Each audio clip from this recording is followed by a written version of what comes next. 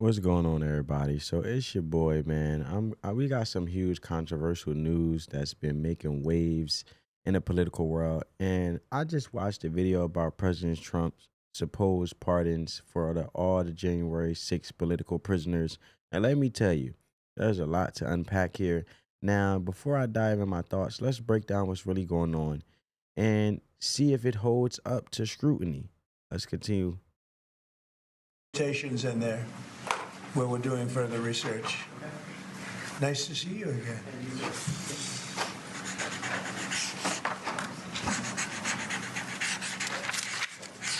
So this is a big one. Anything you want to explain about this? We hope they get them. We hope they come out tonight, frankly.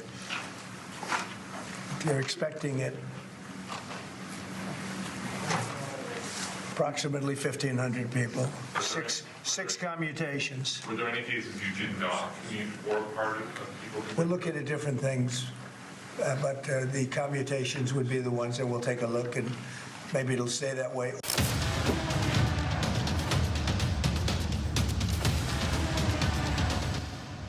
What's up, guys? It's Benny. This may be the single most inspiring, eventful, and hopeful day in American history, as we have just learned that all January 6th political prisoners will be set free. Yes, you heard that, all. I spoke with an insider at the DOJ. I texted because I was getting reports that January 6th political prisoners were being freed tonight. All right, let's pause there. As you guys know, I'm reacting to it. So, according to the video, there's a claim that, President Trump is going to pardon all the January 6th prisoner. The video even suggests that this could be one of the most consequential and inspiring moments in American history. And I get it. The idea of setting people free after a highly charged political event like January 6th could be seen as a victory for some. But let's take a step back and look at the facts, right? Now, to January 6th, what happened? To provide some context, the event on January 6, 2021 were a turning point in the U.S. history. The Capitol riot resulted in the deaths of 5 people and left hundreds of others injured. Over 700 individuals were arrested in connection with the attack. Many of them faced charges related to trespassing, violent entry, in some cases assault. The criminal convictions have sparked ongoing debates about accountability, justice, and the political natures of the charges. So when the video mentions political prisoners, it's important to clarify the people involved in the Capitol breach weren't just exercising their political beliefs, they were breaking laws. And the FBI and other law enforcement agencies has been working tirelessly, supposedly, to investigate the events, bring people to justice, and they've been doing so under the law, right? According to the 2021 report by the Justice Department, nearly 100 individuals involved in the Capitol riot had faced felony charges, including assaulting law enforcement officers, and that was on Washington Post. From my understanding of it is that these were FBI informants dressed up as MAGA voters and MAGA supporters, and they weren't really truly authentically MAGA supporters who riot Capitol Hill in the first place. But I'm always open to the possibility of being wrong. As always, family, we just here to have a conversation. So let me know down in the comments below. Let's continue. I said, how many? Because that's been the debate. Are you just going to free some? Are you going to free a few people on technicalities? And I got a one-word response back from my DOJ source. All January 6th political prisoners will be freed tonight via pardon by President Trump. This is breaking news. This is the most inspiring and consequential news potentially of the last 4 years. Yeah. This side of President Trump's landslide win, these are the elections have consequences, and these are the consequences. America voted to free January 6th political prisoners and say no to the weaponization of government against their own citizens. And ladies and gentlemen, I've been texting with January 6th moms and the families of some of these J6ers. Now, as far as this part of the video where you're talking about freedom of speech, and Trump talked about freedom of speech and the weaponization of the government, right? Let's be real here. Freedom of speech is a fundamental right in the U.S. and protected by the First Amendment. But what happens when speech crosses over into incitement or harm? The debate here is nuanced, right? Free speech is vital, but we also have to balance it with safety and respect for the rule of the law. And as for weaponization of the government, that's deep, right? Because the U.S. government, as we know, is made of checks and balances and accusations that we end up coming to find out that end up being true of political targeting needed to come at Donald Trump. And as much as they try to make Trump crazy and bad man Trump, he was right this whole time. Basically, Donald Trump, to prove it in itself in his whole entirety, Donald Trump basically got no fines, no charges. He just got convicted as a felon. Let that sink in, family. Let's continue. And they are telling me that their sons are being freed, that their family members are being freed right now. Hundreds, if not thousands, of Americans are being freed right now all across the country, and it's because of Donald Trump. Donald Trump, at a rally in Washington, D.C., said this, again, as he's talking, hundreds of J6 political prisoners are being released out of their cells and being told by federal officials inside of the court system and inside of the jail system, you're free. Go. Leave. It's amazing. It's amazing.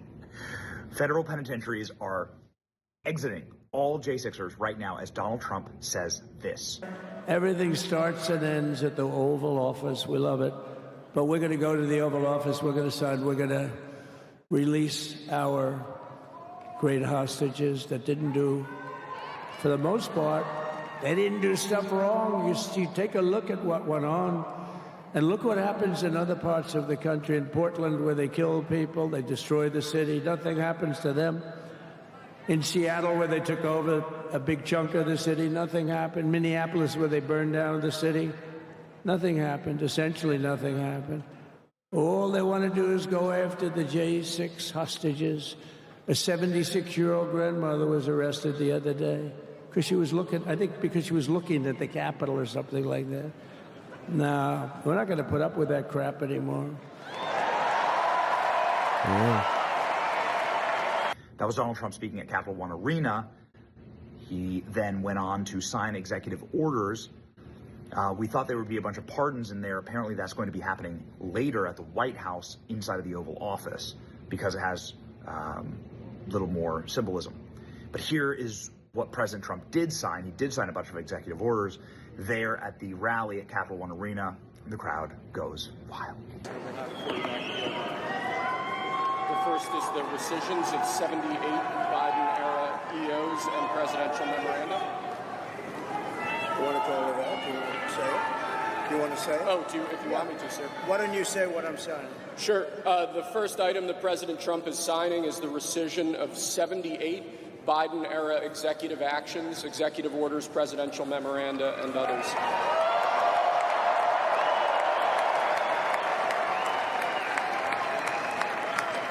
Thank you, sir. Amazing. Thank you. The second item, President Trump, is a regulatory freeze, as you announced in your speech, preventing bureaucrats from issuing any more regulations until we have full control of this, the government and this administration.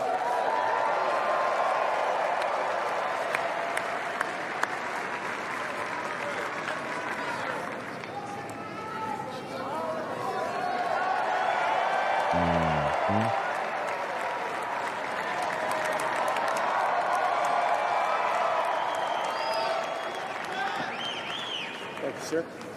Sir, can I have a pen?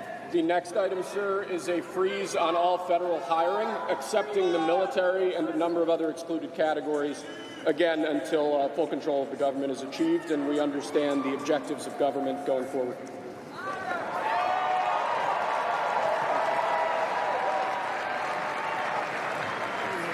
Trump is not playing. Could you imagine Biden doing this? I don't think so.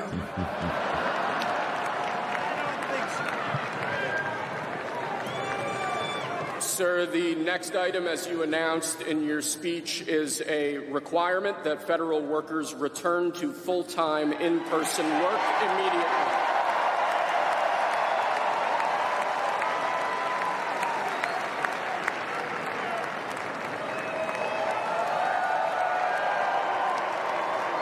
And I'm gonna leave it there, folks. But quick question. Um, I want to ask you guys a question just to have a custom down, just to have a conversation, right? So, at the end of the day, pardons, executive orders, policy shifts represent a crossroads. Obviously, right? We come from one administration that opened the borders, jeopardizing the public safety of the American people. Individuals basically being penalized, weaponized by the government due to freedom of speech, and basically it's trying to be censored. And if you don't believe me, it's evident from Mark Zuckerberg, the owner of Facebook, right?